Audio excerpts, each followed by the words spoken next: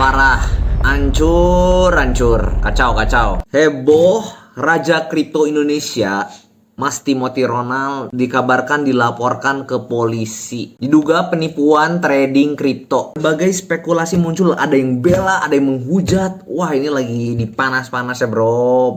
Kenapa ini sih ini bisa kejadian jadi begini? Maksudnya gimana dia nipu gimana bang? Intinya pelaporan ini tuh dilaporkan sama salah satu anonimus yang ada di Instagram yang lagi viral namanya Skyholic. Cuman di sini gue harus netral dan gue nggak akan bela A dan B. Tapi di akhir gue bakal ngasih pendapat gue juga. Jadi gue mau ceritain dulu kronologinya. Sebenarnya kronologinya tuh sesimpel kalian kalau mau ngikutin kalian bisa baca sendiri dari Skyholic. Cuma pertama di sini yang gue mau tekenin, kalian jangan langsung percaya sama Skyholic dan apa yang gue bacain. Kenapa? Karena Skyholic tuh masih menduga-duga. Pertama, siapa sih Skyholic? Skyholic tuh kalau kalian bisa lihat sendiri di Instagram ini tuh kayak semacam akun yang dia ngebahas keuangan.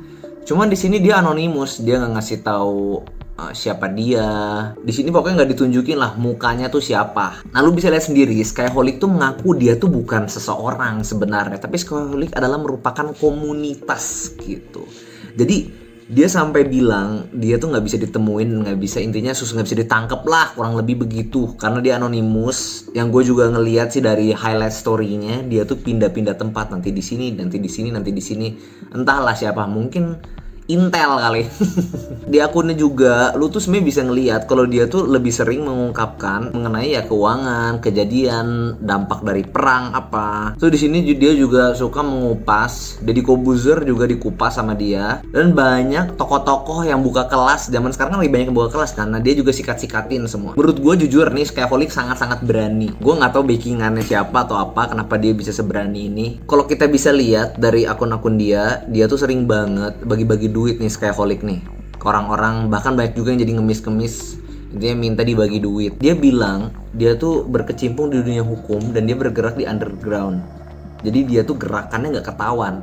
Wow, ngeri kan ya. Sewaktu-waktu dia tuh mau ngebahas soal Timothy. Intinya dia tuh ada keresahan sama Timothy, dia bahas dan menjadi viral di Instagram. Intinya dia ngebahas mengenai kebobrokan dari kelas Timothy, kelas kripto intinya, yang ngajarin mengenai perihal kripto. Nah, banyak juga yang menduga siapa nih Skyholic. Ada yang bilang Skyholic ini adalah teman-temannya Indra Kents gitu. Ini tuh geng-gengnya Indra Kents yang gak suka sama Timothy Ronald, jadi mau bikin Timothy Ronald menjadi hancur. Ada yang bilang kayak gitu. Ya sebenarnya inti awalnya Timothy itu tiba-tiba followernya tuh berkurang drastis, menjadi waktu itu sempet cuma 40-an. Orang-orang tuh banyak yang di unfollow sama Timothy Ronald, seperti Deddy Corbuzier, Yudo Sadewa, Tom Liwafa, Arif Muhammad, Coki Pardede, dan beberapa figur lainnya. Menurut Skyholic, banyak netizen yang berasumsi bahwa sebuah orang yang di unfollow sama Timothy itu merupakan sampah. Ya intinya yang di unfollow tuh udah gak berguna lah buat dia, intinya gitu. Cuman kalau menurut gue pribadi ya masalah follow unfollow sih,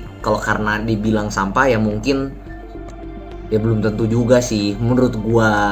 Ya siapa tahu emang mungkin berisik aja di feed jadi di unfollow gitu, atau nggak deket jadi di unfollow, atau mau dijadiin akun bisnis mungkin ya. Nah udah gitu dibongkar kalau intinya waktu itu lo tau sendiri kan, Timothy Ronald pernah sedikit blunder lah, bukan sedikit sih, itu lumayan parah blundernya. Ketika dia mengatakan inilah ya, intinya orang-orang gym yang nge-gym itu goblok. Waktu dia pernah ngomong gitu di streamnya Big Mo. Menurut gua orang yang suka nge-gym yang sampai jadi banget badannya itu nggak mungkin sepinter itu, karena itu aktivitas paling goblok yang pernah gua ketemu. Paling goblok. Dan waktu itu meledak banget kasusnya, dibahas Deddy Corbuzier, bahkan katanya yang gue denger juga ada Panglima TNI yang bahas. Banyak lah, satu Indonesia diserang abis-abisan. Yang gue baca tanggal 23 Juli tahun 2025 setelah kejadian gym goblok itu, dia tuh intinya Akademi Kripto kelasnya Timothy Ronald tuh langsung ganti kepemilikan menjadi 2 orang. Ini namanya Melianus Liumnima dan Zavrinal Lendra. Intinya diganti. Terus kalau menurut si Skyholic ini katanya mungkin mau ganti kepala. Kenapa? Karena takut aja dari kejadian gym tersebut, dan dia udah mikir ke depannya juga ini tuh bisa bahaya nih perusahaan kalau diserang. Jadi misalnya sampai kejadian nih diserang polisi atau mau ditangkap, yang ditangkap ya 2 orang itu, bukan Timothy Ronald. Ini belum tentu benar juga ya, ini masih dugaan. Menurut Skyholic katanya Timothy Ronald tuh sering celap-celup sana sini dan suka pakai pip. Bahkan di sini ada posannya juga. Agatha Chelsea juga ikut kena diserang sama Hanami Wang. Cuman kalau menurut gua ini kan inti permasalahan dari Akademi Kripto. Kalau menurut gua ini udah terlalu jadi personal sih, dan menurut gua kayaknya nggak harusnya untuk diserang lewat sini gitu. Nah di sini juga ada nih intinya di posannya Skyholic tuh mengkritik kalau katanya Akademi Kripto, Timothy dan Kali Masada tuh terlalu menjual mimpi. Intinya kurang lebih begitu, mempromosikan CEX di luar dimana itu tidak boleh karena tidak terdaftar di Indonesia. Jadi baik janji manis, taunya membernya rungkat, kurang lebih begitu dari posannya. Dan akhirnya Skyholic ini resah. Jadi dia mengumpulkan paguyuban. Paguyuban tuh apa? Perkumpulan orang-orang yang mengalami rugian.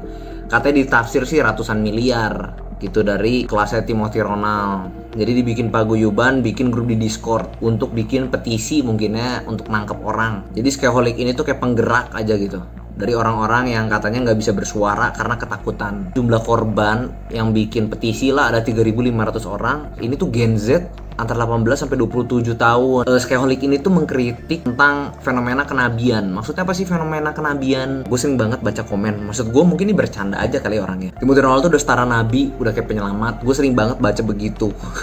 Jadi dia tuh melihat fenomena itu sangat berbahaya. Bahkan Skyholic tuh mengakui bahwa Timothy tuh jauh lebih pintar dibanding pendahulunya, yaitu Indra Kents dan Doni Salmanan. Karena main lebih rapi dan bisa bikin fans yang jauh lebih kuat. Dia mengkritik kalau misalnya Timothy itu bikin mental-mental Gen Z jadi pemalas karena pengennya uang instan cepet.